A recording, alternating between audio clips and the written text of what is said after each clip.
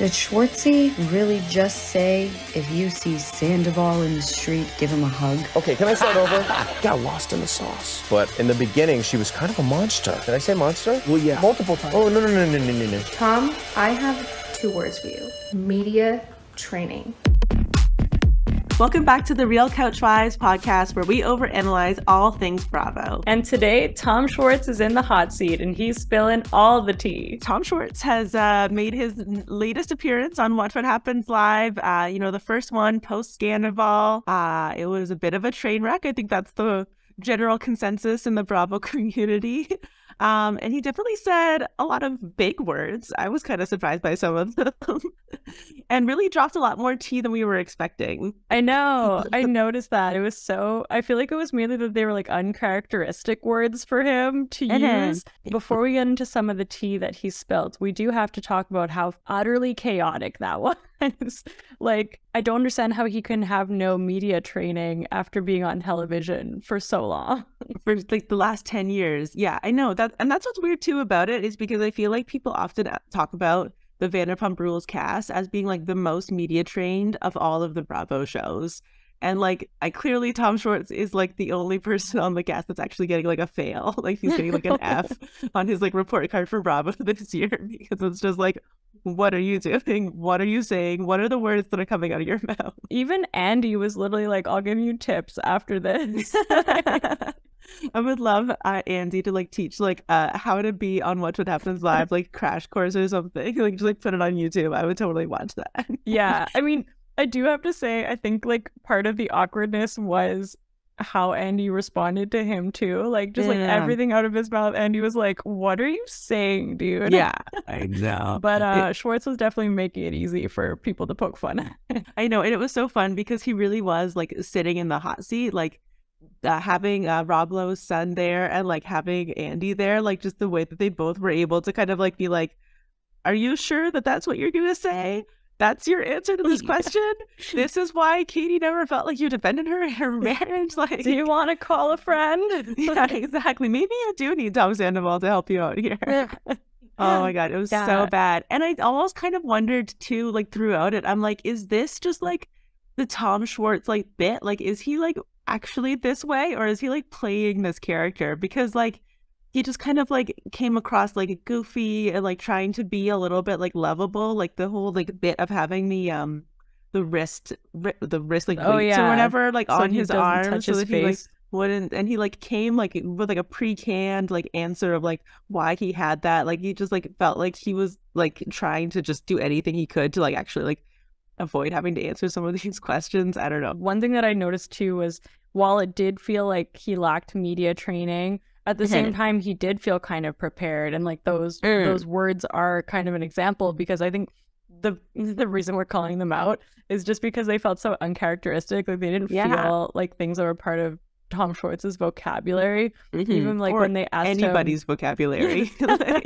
like and he was ready too. Like when he used them, it wasn't like he was right there, able to answer the question like without a moment's thought. The one that stood out the most was when he asked about the reunion. And Schwartz is like, that was the most ruthless denunciation of 2 people. I was like, whoa, ruthless denunciation. I know. Well, and it's kind of like the entire season when he keeps like he's like brought out at least twice now emotionally entitled. Like he's called Katie emotionally entitled at least 2 different episodes. That's and true. Ariana being like, well, I don't know what that means, but whatever. I don't know what those words mean together. That is what she said. And so it's that kind of similar thing where it's like, did you just like buy a thesaurus and like come up with like all these like different like variations of like words, like ruthless denunciation? What are you talking about? Even like, I think it was like vigilantism. Andy said that he was giving out a word salad because he just couldn't really like put his thoughts together, and it was just a lot of like jumbling of emotion. Yeah. Well, even at one point too, he said like, I found out about the affair. Basically, I found out about the affair. I found out about the first one night stand, and then he said allegedly, and it's like, but you're confirming that you found out about it and that it happened. Why are you throwing it allegedly? I allegedly found out. I am not confirming or denying. This is alleged. I found out about the alleged affair, the alleged one-night stand. Like, is alleged one-night stand because it was only allegedly a one-night stand and it was actually a full-blown affair? Like, what are you talking maybe about? That's what he meant. Maybe you just let that drop. Maybe he's still trying to be like, I don't know all the things. He's like, at one point, I think he said like, we don't talk, like, I don't know everything. And I'm like, BS, you don't know everything. Like, these boys tell each other everything. Yeah. Well, or you've like specifically told Tom, like, don't tell me anything because I want to be able to like say that I don't know anything. Like, I just, he multiple times throughout the appearance, he like made the point of saying like, you know, Tom and I don't talk about everything, or Tom and I don't, like, we're just two different people, right? And it's just like, well, you are two different people, but it's very hard for us to believe that you guys are best friends. You're going to bat for this guy. You literally have two businesses together and you're on a TV show together. Like, you're really telling me that you didn't know that much about what this guy's doing? Like, how is that possible? Yeah, well, he just contradicted himself almost the entire thing. One of them was this timeline. Like, at first he's like, oh, I knew since August. And then Andy was like, well, I thought you only found out in January. And he's like, oh, no, well, the one I sent was August. And then they were in love in January. Yeah. But then he also said that he was fed a narrative that they had broken up. And it was like, there's no way, like, you are in this friend group. You're seeing Ariana every day, or maybe not every day, but like, you're in the same friend group. Like, how could you have thought that they had broken up? And then he quickly changed that to like, they were going to break up, or like they were not happy. Yeah. I think he really struggled his way through responding to these. And he even said that it was like an open secret about Tom and Raquel. And it's like, so was it an open secret and they were broken up? Or like, what was it actually? Even the whole like Big Bear timeline of like him being like, oh, well, Tom and I were supposed to go on that trip to Big Bear. And then Joe came later, and then Raquel was like smuggled in like contraband. But like that was right around the same time that Tom and Ariana like celebrated their 9-year anniversary. So like, how could you possibly think that they were broken up if they were, and that you guys were okay to be in Big Bear with like your two new girlfriends if they were celebrating their 9-year anniversary? Like, what are you talking about? That's such a good point. Yeah, like, he did actually shade Scandoval a couple times, saying that, you know, what he did was terrible and that he put him and a lot of people in, like, compromising situations. But at the same time, like, you could definitely feel that, I don't know, part of me almost feels like he, like, talked to Scandoval about this first, and he's like, these are the things I'm going to say. Like, do you, and because, like, he definitely doesn't seem to be holding him as accountable as everyone else. And yeah, he has a business with him, and like there's all this like messiness, but like Tom really like screwed him over too. Like Tom like let him take so much heat for this Raquel thing, and he even asked about it, and he like skirted his way through not answering that question. Yeah, the one where he said that he like now regrets kissing Raquel. Yeah, I thought that was really interesting too, because I was like, okay, well, it's really all like great when you like, because I think the answers of him being like, yeah, no, I don't regret it, like happened before the season aired. And clearly now that the season is airing and everybody is like not like living for Raquel the way that I think that he thought that that everybody was going to, which like whatever. And like everybody's actually like now kind of like on like Katie's side. Like I think it's pretty convenient that now he's like, you know, now in retrospect, like I do regret that decision. It's like, well, now that you've seen how it's played out with the audience, you regret how that now that I see how everyone hates me. But he even said, he's like, I took so much, like he's like, I didn't expect the backlash from that. Like so even that feels like such a like fake kind of apology, or it wasn't even an apology, but like he doesn't, I think he just regrets the blowback that came on to him. Yeah, it was a weird thing. Of course, one of the parts that stood out, at least to me, is when he said that Raquel is like Tom's heroine. Yeah. That he's like addicted to her, and then really quickly got all nervous and was like, oh, you know, not to like disrespect people with who are like actual addicts. I was just like, stop. Just make it stop. Like, and then like got lost in the sauce, and Tom has ADHD, and that's why he cheated. Like all of the ADHD people I like have seen online are like highly offended by this like weird idea that like the reason that you cheat on somebody is because you have a hyperfixation because you have ADHD. Like that's ridiculous. Yeah, and then also he's just, it was such a random thing to note. But he's like, oh, he gets like singularly focused onto things. Like we've seen it, like with the sidecar. Yeah. Like, that's such a random example to use. What about like his band that like took him away from the from like opening your restaurant or like I don't know, a million other things, but like the sidecar. The sidecar is the problem. Yeah, exactly. Just I can't. I did have to wonder throughout, kind of as I was watching that, like how Tom Sandoval was going to react to a lot of the stuff that he was saying, because I think to a certain extent, like he did like throw him under the bus a little bit, like understandably, like I think for good reason. He finally is kind of like breaking away from Tom Sandoval like a little bit, but for the most part, like he was still pretty sympathetic to Tom. Yeah, and pretty like upset at like Ariana for like going after Tom and Raquel at the reunion and stuff, which I just like is like, you can't see why she might have been really upset and got after these people that had an affair for 7 months at the reunion. Like, I think that that's weird. Yeah, like I feel like he was saying all the things that you should say about Sandoval, but you could tell he was stumbling. He was like kind of having a hard time with it. And it almost felt like he just knew that he had to say these things. Like he had to denounce some of the things, denunciation. Some of the things that he had done. But at the same time, like then he would kind of backpedal it even. I think Andy was asking him a little bit about like some of the repercussions. This is actually another contradiction that he had. And at first he's like, oh yeah, it's been so hard on the business and people like that. I think that's where he said vigilanteism. He's like, that's gone too far. He's like, you know, people are yelling cheater at him and they're threatening to pour beers on his head. Not pouring them, just threatening. And like that seemed like such a terrible thing to do. And it's like, we need like a flashback to season 1 where he literally pours a drink on Stassi's head and then on Katie's. Yeah, and I thought that was a really good point too, because he kept on being like, you know, people, I think he said it at least twice, he was like, everybody just needs to like take a step back and like breathe. And I was just like, that's pretty rich coming from somebody who like literally your job is to get onto TV and to get as riled up as humanly possible and get into all of these fights. And like, that's what you do. Like that's how this whole game plays out. So like, I think it's kind of ridiculous for you to like, be saying like everybody else needs to take a step back when like your whole job is to fight with people on like online and on TV.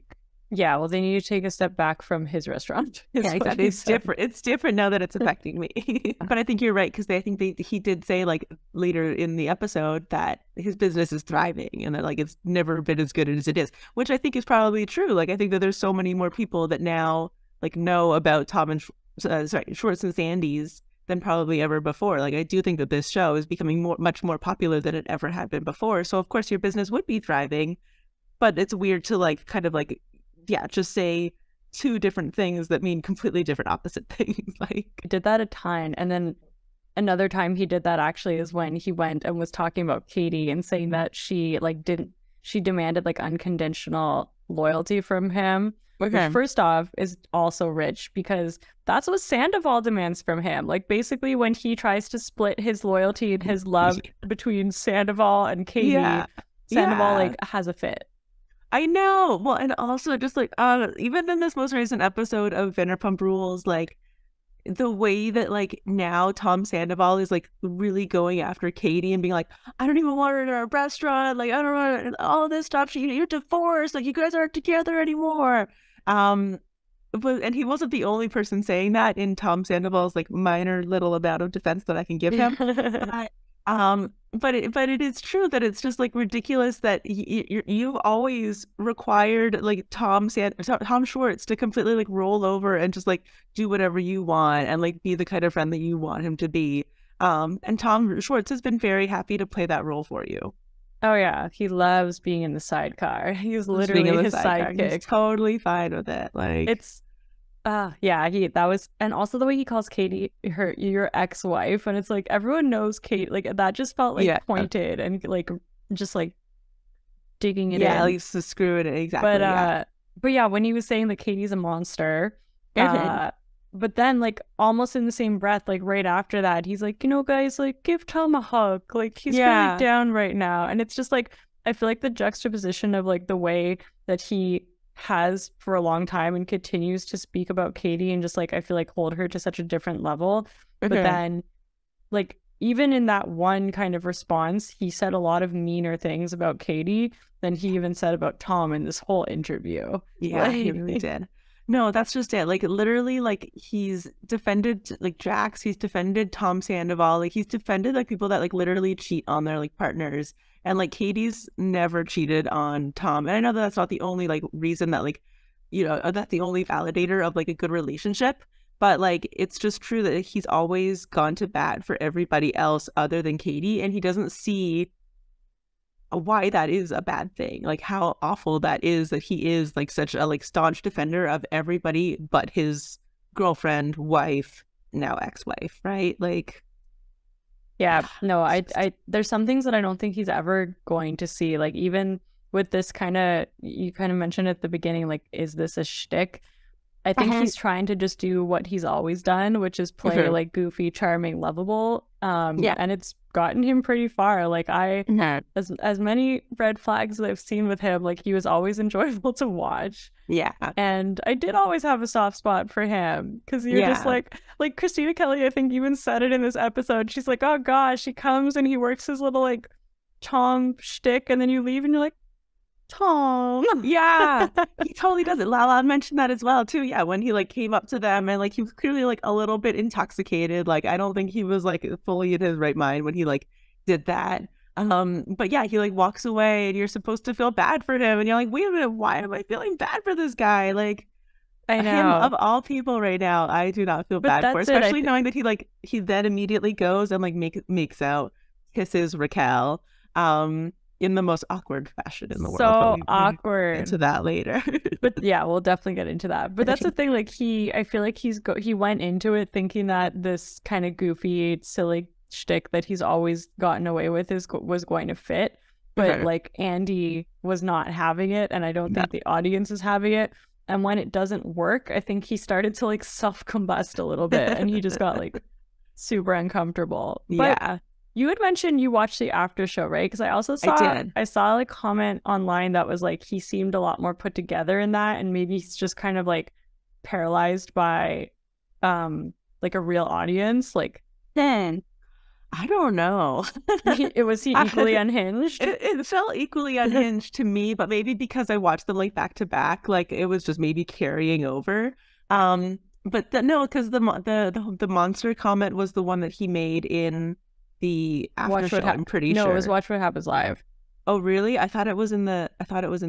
But then he also, because then he's actually the one that brings up the reunion in the after show, which I thought was like super weird, because it's like, you've already had like your chance to talk about the reunion. Like, why are you bringing you back up now?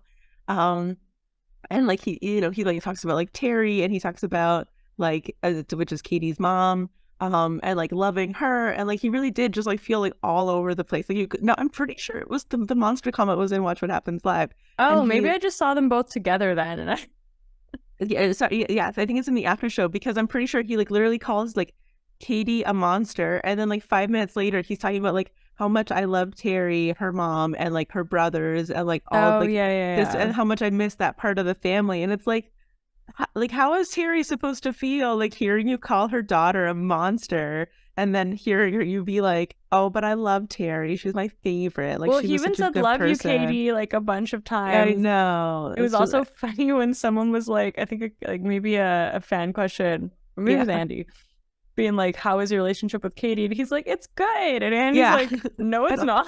Like, I wouldn't say that. No. Like, Katie is out here doing podcasts and she is not saying the same thing. Not saying that. No, exactly. And that's just it. Like, I think that she's actually like really reflecting upon their relationship and having like a really like retrospective moment of like figuring out what that was like, and what that was like for her, and like what was good and bad about their relationship. And he's just kind of like operating the way that he's always operated. Like, he doesn't really like care. He doesn't really care about that relationship. He couldn't even name, because at one point they were saying like, can you name like one of the good moments in your marriage, like when you were like defending Katie, or like something that was good in your marriage?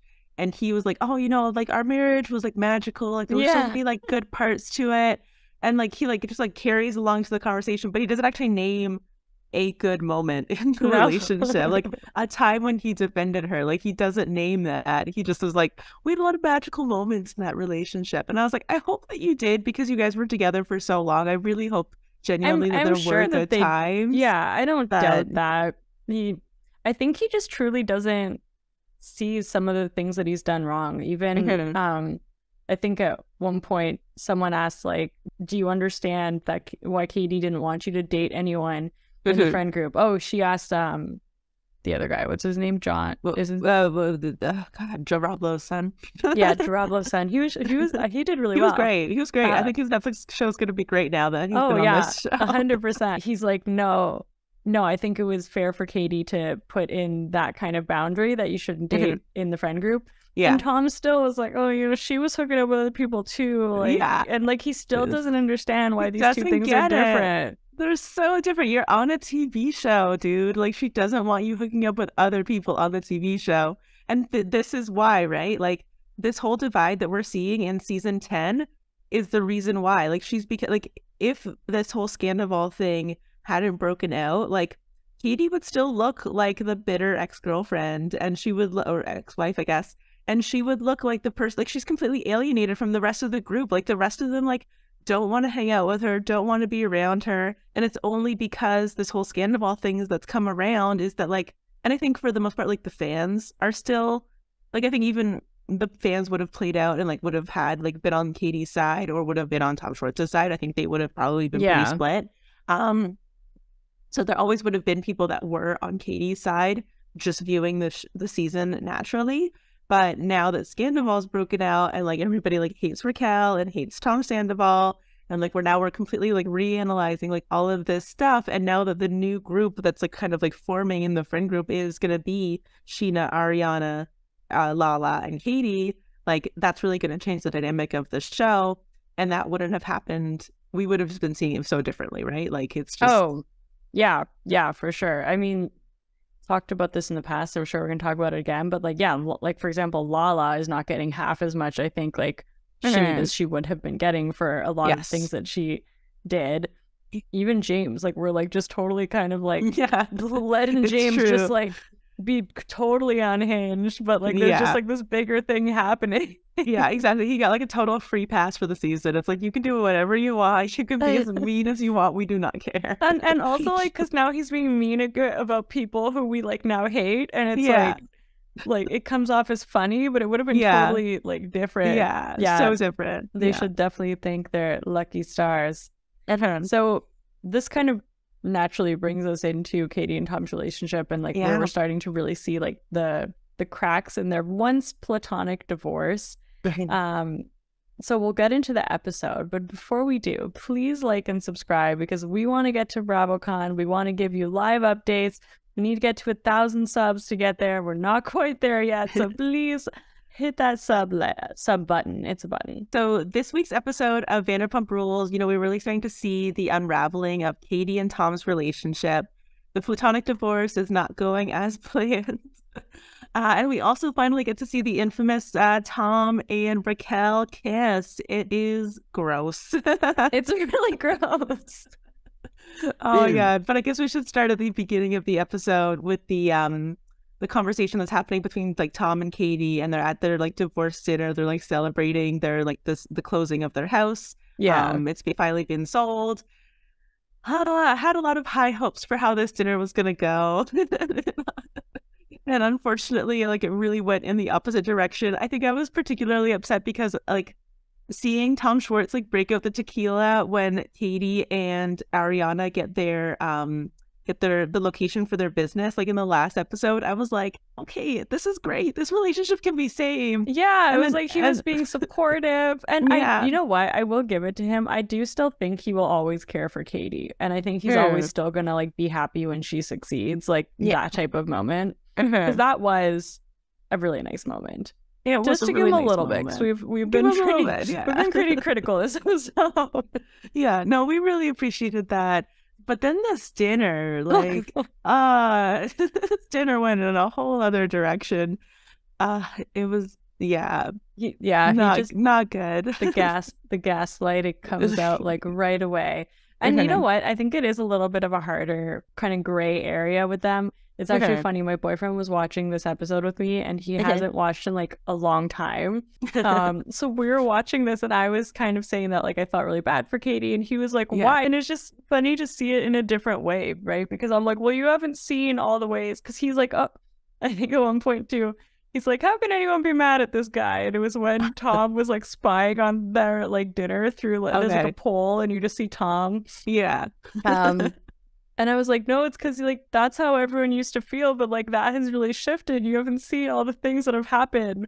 Yeah, like, you don't know how deep this goes. But it was just so funny to be having such like different reactions to what I was watching because he was missing all of like the most recent stuff. Yeah, that's just it. There's like so much context that like kind of like interweaves how you like read all of this. And especially like if you were kind of just like picking up on like this season, you probably would be like, wow, Katie's, and honestly, to a certain extent, like most seasons, Katie's like a little bit of like a Debbie Downer. Like, she's not the life of the party. She's not like the fun one. She very much has like her own personality. And she is a little bit like ride or die, right? Like, she really did want like a partner that was going to like go to bat for her.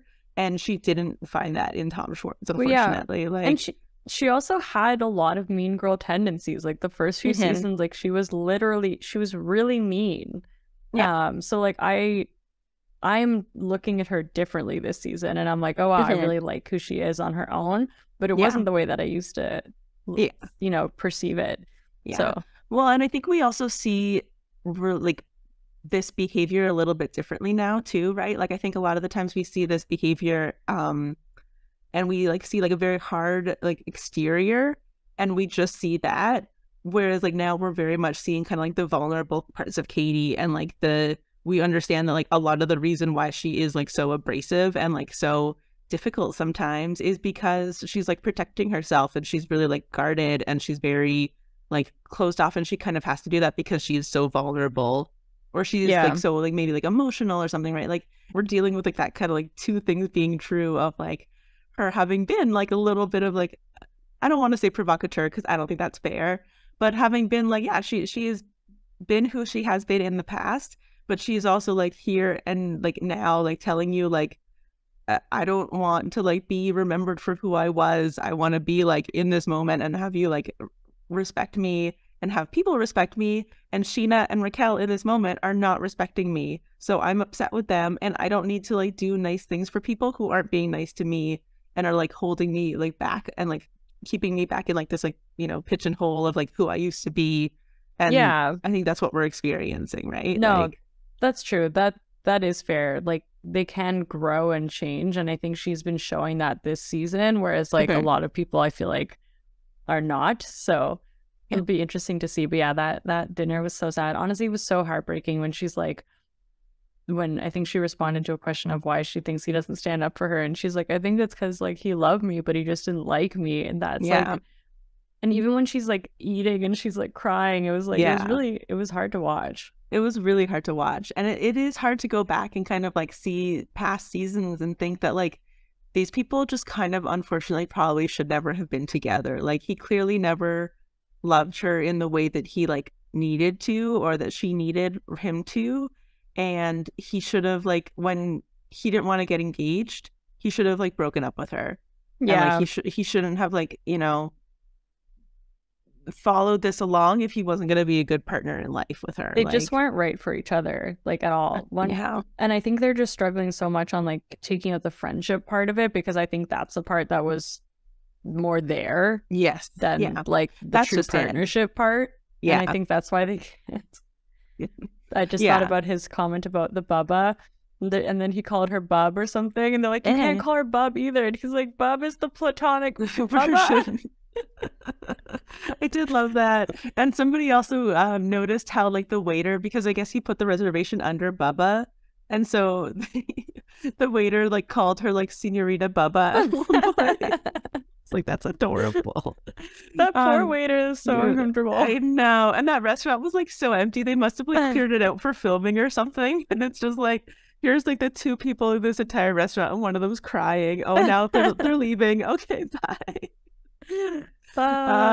Yeah, it was a lot. And then we'd get to the Raquel scenes, which were really cringy. Like her having to kick out Katie from like the pool area. Like why did they choose her? It was so uncomfortable. I know. Well, and it's annoying too, because like, so Sheena like says that she like took her off the preferred club list, which is like fine. Like, you didn't need to tell her that she was being kicked off the preferred club list, because if she just like went up to like something at the pool or wherever, like I don't know where the resort is, but if you went up and they were like, oh, you're not on the list, she would have been like, oh, not on the list. But like to like do that and then be like, okay, now somebody needs to go tell her that she's not on the preferred club list, and then to be like, oh, I was joking. Yeah, that like, was totally a joke, and then she did it, and that wasn't my fault. I can't help it that I nominated somebody and then they went and did it. Like, and even just for Raquel to like go and do that, like it was so weird. It's just like this resort is so big, and I'm also sorry, but I think that somebody made a comment. Maybe it was actually even Tom Schwartz made the comment, but somebody made the comment about like how this is like a once in a lifetime moment for Scheana, and I'm like, technically this was a twice in a lifetime moment for Scheana. I don't want to discount that, like, you know, people get remarried and that's totally fine and that's great and I'm happy for them, and I do think that she's with a better partner than she was with Shay, but this is a second in a lifetime moment, and that doesn't mean that it can't be special, but it doesn't also mean that you can like, you know, boss everybody around and like decide that they can or can't go to pools when you're at a pool because you're gonna like ruin their buzz or whatever. Like, yeah, that was, I mean, to be fair, I do actually feel for Scheana in a couple instances, like when Lala is like ditching some of the festivities to go hang out with Katie, like I would feel bad if I was Scheana. Yeah. So I feel like that whole situation is kind of weird. Yeah. Like, I understood that. And to be fair, like you could very much see Katie and Christina Kelly just like making fun of all the wedding things the whole time. Like that's not unfathomable. Yeah. But they would have been doing that regardless of whether or not they were at the resort. No, for sure. Like that moment felt very forced, because they knew it would just lead to some like real reality TV cringe. Yeah.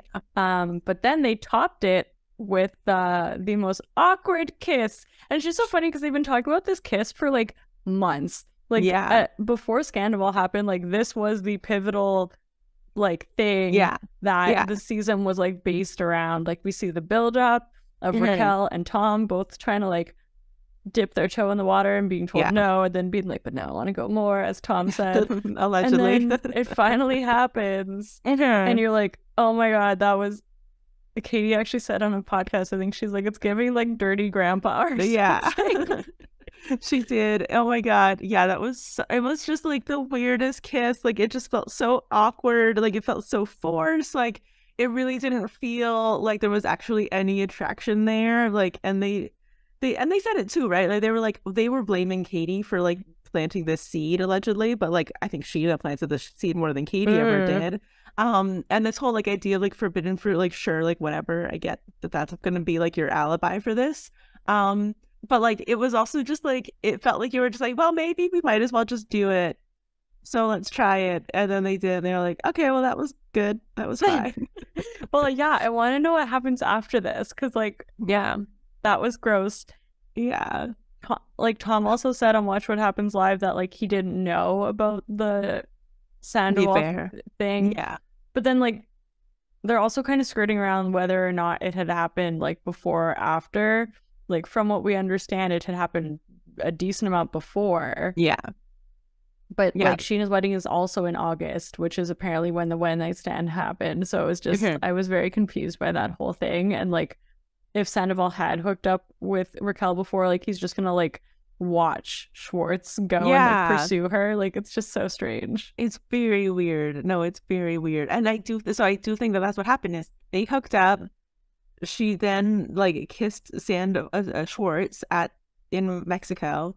And then, like, they just kind of continued their affair. Like, from what people are alleging is that they probably hooked up because there's, like, this, like, missing 3 hours. Right. Where, like, Raquel wasn't, like, there for the wedding or, like, whenever she was, like, supposed to be getting ready the bridesmaid stuff. As the bridesmaid. And she, like, it was like, oh, I just was, like, hanging out by the pool and yes, me time. So it's like, okay, so you literally just, like, made out with Tom Schwartz, like, and now you're going to go, like, hook up with Scandoval. Like, why? Like, I wouldn't date either of these men. I wouldn't make out with either of these men. These are gross. It's not great. It was like these are the ones you're gonna hitch your wagon to. Yeah. I also thought like Raquel would have these like confessionals where I really feel like she thought she was doing something, like the Muppet things. Yeah. Oh, that was so bad. Yeah, I'm like, you're not Stassi, girl. You gotta stop trying. Yeah, trust us. We know good confessionals when we see them. Oh, but yeah. Yeah, it's just the gift that keeps on giving. And it's funny the way the Toms are kind of like going back and forth and like looking terrible. Like I feel like it was like Schwartz's time for the beginning, and then the Scandoval happened, and we forgot about for Schwartz a bit, and then he came back and he was like, hello. Back to Schwartz. I'm also a disaster. Yeah. But yeah, let us know what you guys think, if you also would not have ever made out with Tom Sandoval or Tom Schwartz. And let us know your thoughts about this most recent episode of Watch What Happens Live and of Vanderpump Rules.